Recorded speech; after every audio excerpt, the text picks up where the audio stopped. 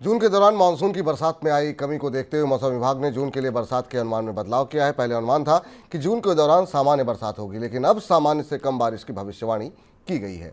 मौसम विभाग के मुताबिक अब तक बीते मानसून सीजन के दौरान देश भर में औसत के मुकाबले 20% कम बरसात हुई है। दक्षिण भारत को छोड़कर के देश के बाकी सभी हिस्सों में सामान्य से कम बरसात दर्ज की गई है। सबसे ज़्यादा कमी उत्तर पश्चिम भारत में दर्ज की गई है, जहां पर सामान्य के मुकाबले 70% कम बारिश हुई है। इसी तरह मध्य भारत में 31% कम और पूर्वी तथा पूर्वोत्तर भारत में 15% कम बारिश दर्ज की गई है। सर, जून में मानसून के डाउनग्रेड होने के मायने क्या निकाले जाएं? जून का महीने की तस्वीर आपके सामने है। पूरा देश इसको महसूस कर रहा है गर्मी के तौर पर हम आंकड़ों की बात करते हैं। मौसम विभाग ने मानसून के ऑनसेट से पहले कहा था कि मानसून सामान्य से बेहतर रहेगा और एबव एवरेज रहेगा।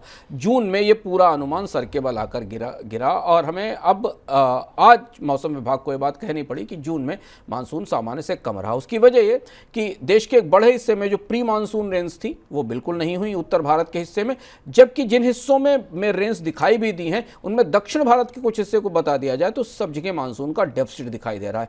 खासतौर पर भारत के जो उत्तर भारत के हिस्से, यहाँ मानसून का डेफिसिट काफ़ी बड़ा है। जून के महीने में बारिश का जो औसत मिल रहा है वो 1971 से 2020 के बीच में जितनी बारिश हुई है औसत, उससे भी कम है और इसलिए आपको जून में इस समय तापमान में इतनी ज़्यादा बढ़ोतरी दिखाई दे रही।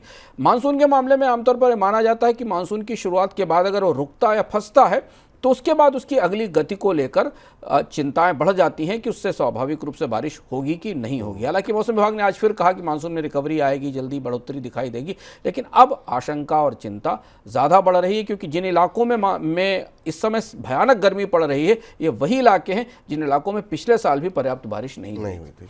लेकिन सर, अगर रीजन वाइज देखा जाए, क्षेत्र वाइज देखा जाए, तो फिर मानसून की स्थिति आपको क्या दिखाई दे रही है? जैसा हमने कहा कि क्षेत्रवार अगर आप आंकड़े को देखें तो उत्तर भारत का जो इलाका वहाँ 70% का डेफिसिट है मानसून के इलाके में। अगर आप पूरे देश में देखें तो करीब 20% का डेफिसिट हमने आपको बताया। नॉर्थ वेस्ट इंडिया में 70% का डेफिसिट है।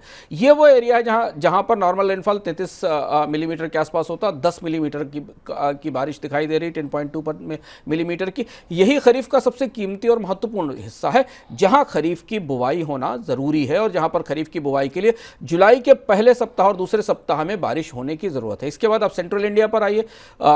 मध्य भारत जो खरीफ में दलहन की, तिलहन की फसल और इसके अलावा धान की फसल के लिए महत्वपूर्ण है, यहाँ 31% का डेफिसिट दिखाई दे रहा है। दक्षिण भारत में 16% की बढ़ोतरी दिख रही है, यानी दक्षिण भारत के लिए थोड़ा बेहतर रहा है ये मानसून, और पूर्वी भारत में भी 15% की कमी दिख रही है। अब चिंता विपुल जी ये है कि मानसून का रिवाइवल जब होगा तो क्या वो इस 70% का डेफिसिट पूरा कर पाएगा जुलाई के महीने में, जुलाई के अगस्त के बाद में, क्योंकि खतरा ये है कि जुलाई के बाद लानिना का जोखिम है। लानिना में अचानक काफ़ी तेज बरसात होती है, तो अगर जुलाई के महीने में इस हिस्से में ठीक ठाक बारिश नहीं हुई तो खरीफ की फसल पर इसका असर पड़ना तय है। और लानिना अगर आता है जुलाई में और तेज बारिश होती है तो वो और भी ज़्यादा खतरनाक है, क्योंकि उस समय फसलों की बुवाई के बाद बाढ़ का खतरा उनके ऊपर दिखाई देगा। तो ये मानसून का मिजाज है जो अब बिगड़ चुका है, जिसमें अब केवल इस बात पर निर्भर हुआ जा सकता है कि जो प्रगति